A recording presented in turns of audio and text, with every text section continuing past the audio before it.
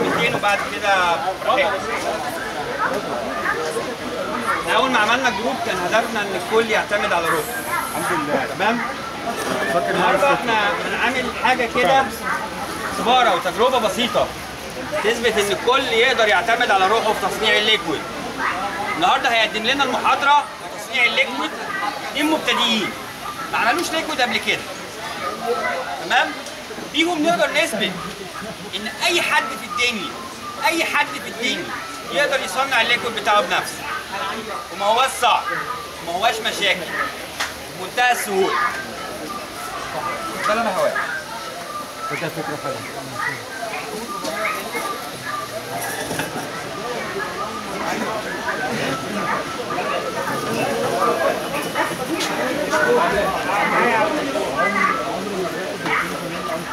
لا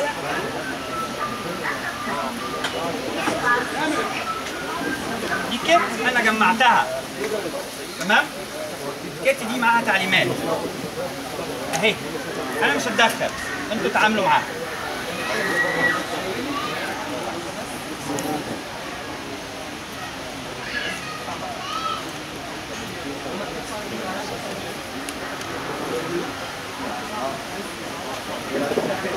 انت معاك الايكون؟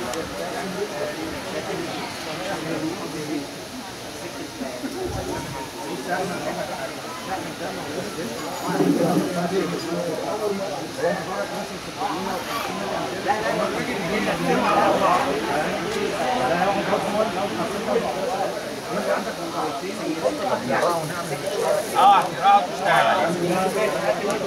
أول بند بيتكلم عن عدد 2 عبوة بيس حجم 100 مللي الواحدة.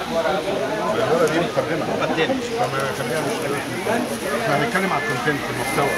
بيتكلم عن عدد 2 عبوة. ممكن نوسع لبعضنا ونقعد يعني هنشوف كلنا عشان ندي فرصة للناس تسمعنا.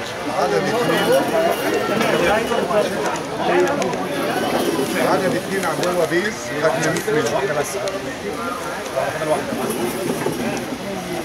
عبوة 2 مللي.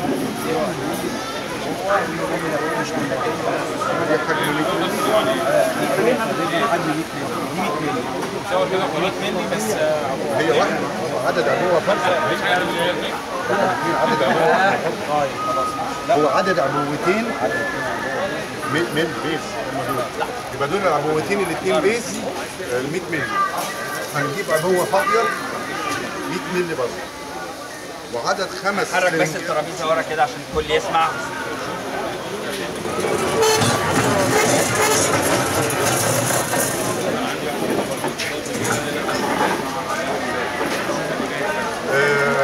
عدد 5 سرنجات مقاس 10.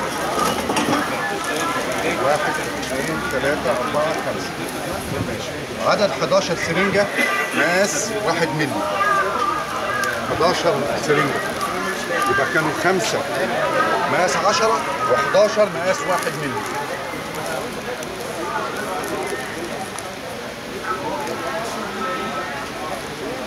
اثنين جوانتي طبي. 1 2.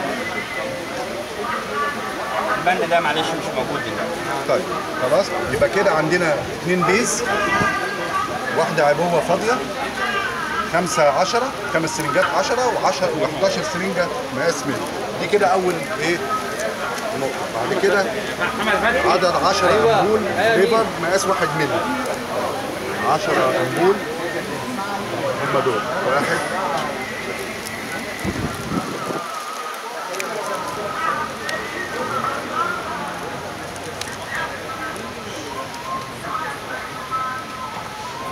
10.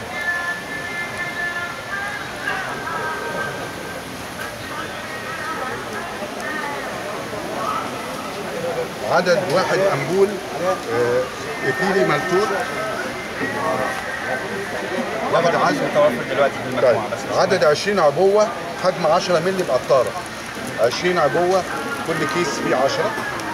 وعدد 20 ستيكر. ده لسه برضه. وعدد 1 مانيوال مكون من 4 صفحات اللي هو ده. ماشي. ده كله خطوات التصنيع بقى. واحد تقرا وتنفذ. 1 قم بغسل العبوة ال 100 مللي الفارغة جيدا بماء كثير، لا تستخدم صابون، يعني مية بس من غير صابون، هي مغسولة. فنفترض ان انا مغسول، قم بتجفيف العبوه، البس الجوانت الطبي.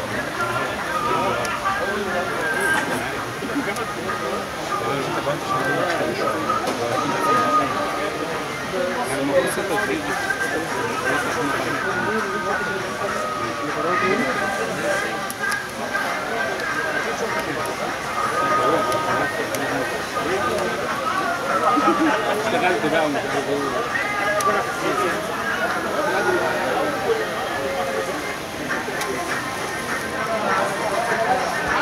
بعد كده استخدم السرنجه ال 10 مللي اللي تسحب 10 مللي من عبوه البيز وضعها في العبوه.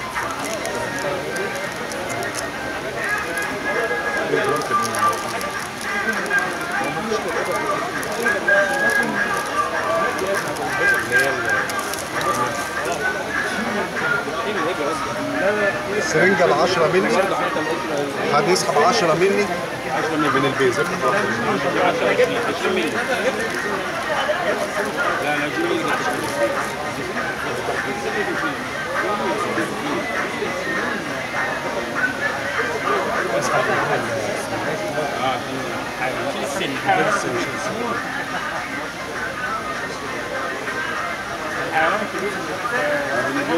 هنسحب 10 مللي من هنا.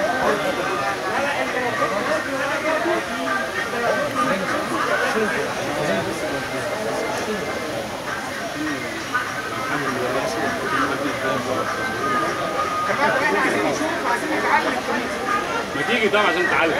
يبقى كده عندنا 10 مللي بيز هنحطها هنا.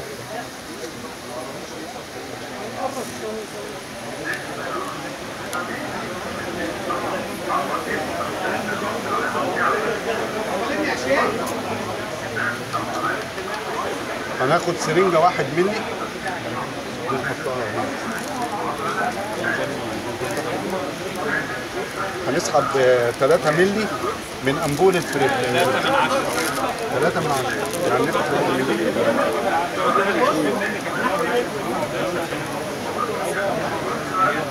ده كده الأنبول ده 1 مللي. احنا هناخد منه 3 من 10. طب ده ماشي السن.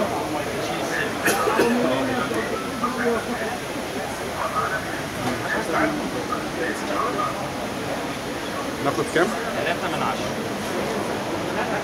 يعني 3 من 10 يعني يعني 30 حتى 30 ها؟ 1 2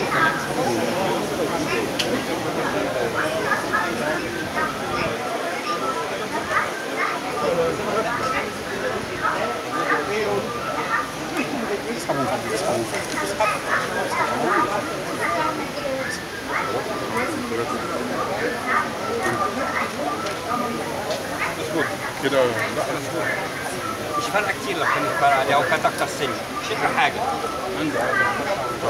هنحط فين الورق؟ بعد كده هنحطها في العبوه الفاضيه. لا العبوه الثانيه هي دي الفاضيه. هنحط الثلاثه من وبعدين دجها لمده 5 دقايق. دجها 5 دقايق. اكتب بقى تصوير قبل ما يرد. احسب لحد يحسب 5 دقايق. استخدم القطاره البلاستيك يسحب فيها كميه صغيره وتكون جيب لك قطاره حاجه.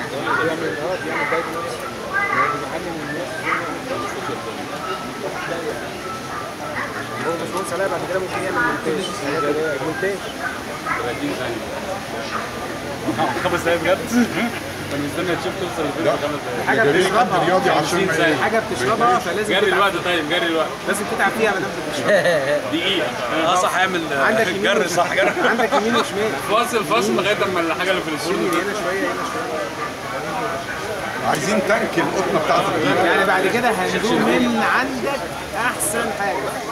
دقيقه ونص. ما تعملش. قطاره. طيب بالنسبه لسيادة يا مستر حسام المضرب الكابتشينو يوفر علينا 5 دقايق. انت بسرعه كده مش هيجري الوقت برضه. هو برضه هيبقى السرعه دي مش هيجري الوقت. يمكن نفس بس هو الوقت الرج هيبقى كويس. بس انا عايز اقول لك ايه، احنا بنعمل لك الكيت دي عشان ما تحتاجش حاجه. تمام. ما تقولش اصل انا مش لاقي مضرب الكابتشينو، اصل مش عايز انزل، اصل انا مكسل، اصل انا بستعمل ايدك. تمام. لكن لو توفر مضرب الكابتشينو، لو حد تاني يرج لك. لا بجد، لو خلينا في موضوعيه في الموضوع.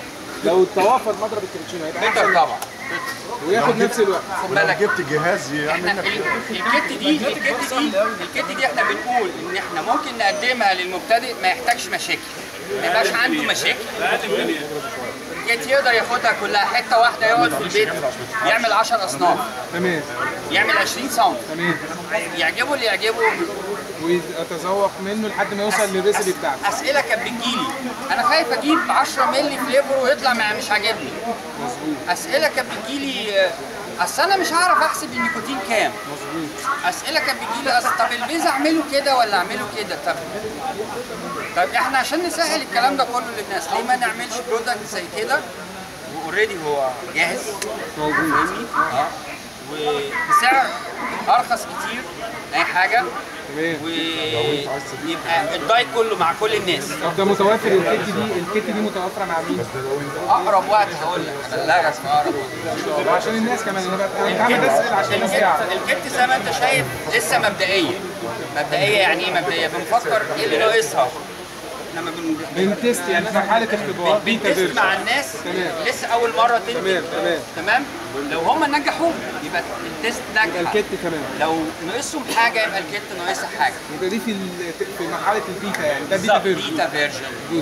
تمام. طبعا ما زي ما انت شايف لا في تكليف ولا في احنا جايبينها في طب دي فكره ممتازه جدا يعني ان شاء الله. هي فكره مبدئيه حلوه جدا وهتساعد كل الاعضاء اللي في الجروب ان هو يعمل الدايت من كام يوم عملنا وتنمي استفتاء. الهوايه كمان. عملنا استفتاء كام واحد بيشرب داي وعاجبه وكام واحد بيشرب جاهز وعاجبه، كانت النتيجه غير مرضيه. الجروب معمول عشان الناس تقول رايها، عشان نعمل بنفسنا. صحيح. عشان يوم ما يقفوا الاستيراد في كل حته مطورين بس والسرفايف. مطورين بس هم اللي هينجوا، هم اللي هيبقوا بيعرفوا يتصرفوا ويعرفوا يتعاملوا. دي الفكره. خلاص يا بيه كده ده فرصه 5 دقايق كده. خليت على مهمتك. لا تمام، حلو قوي. فاضل دقيقه، ممكن ارد لك شويه. لا خلينا 5 دقايق عشان الناس كده عشان يبقى الخمسة 5 مظبوط. عشان الناس ما تكسلش. هات هرد لك شويه. مش تعبان؟ طب ده كويس. يبقى اللي عايز بعد كده يعمل ليكويد. اسمع حضرتك ايه؟ اهلا يا احمد. احمد فوزي. ناس تيجي لاحمد فوزي. طب انا محتاجك يومين يا احمد، انا هعمل دايت اليومين دول. لا هو طبعا مضرب الكابتشينو عمل، بعد هيجيبوا مضرب الكابتشينو عمل.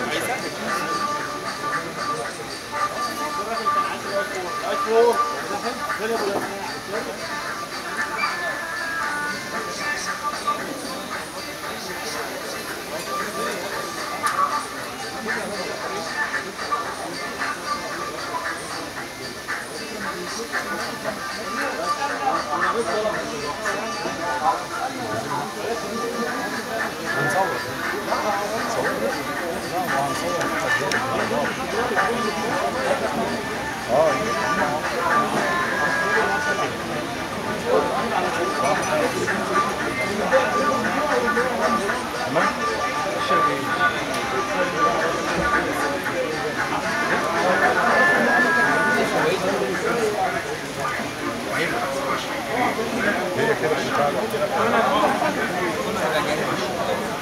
مش ولا ايه؟ انت عايز.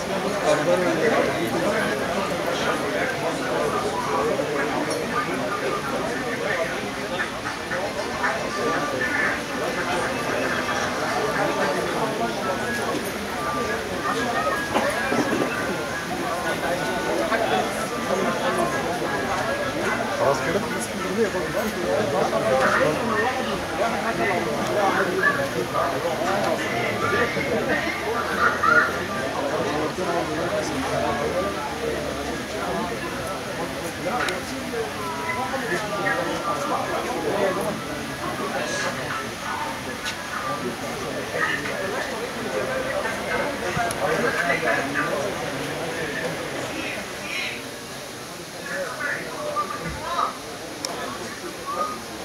عندنا اول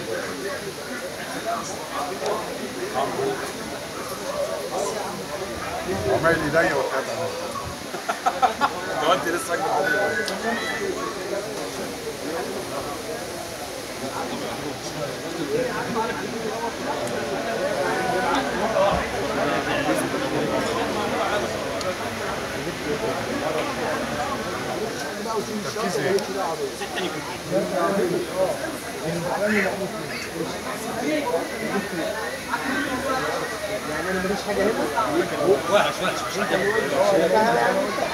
عشان ما عملتش ضايع كده.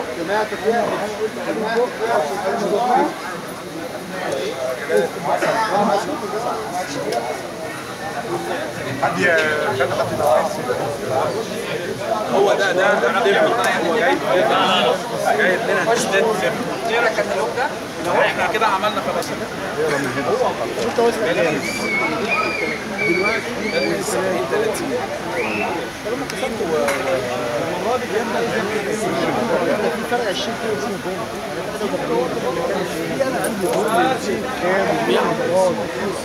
شد بس مش جامد. زيرو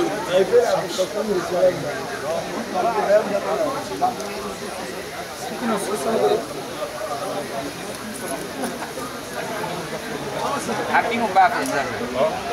حابينهم في ازازه صغيره عشان هم هيحتاجوا دي.